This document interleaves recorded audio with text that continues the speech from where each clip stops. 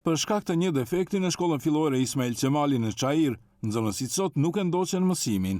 Sipas komunës së Çajirit, në shkollën fillore Ismail Qemali është paraqitur një defekt teknik në sistemin e ngrohjes. Sipas komunës, të gjitha shkollat të tjera në territorin e komunës së Çajirit zhvillojnë procesin mësimor në mënyrë të rregullt dhe kanë ngrohje. Në Ismail Qemali është paraqitur një defekt teknik në sistemin e ngrohjes. Theksojmë se problemi nuk lidhet me mungesë të karburantit, por me një çështje teknike për të cilën ekipet përkatëse janë tashmë në terren dhe po punojnë për riparim. Sipas drejtoreshës së shkollës, Teuta Imeri, bëhet fjalë për gypat e vjetruar që duhet riparuar.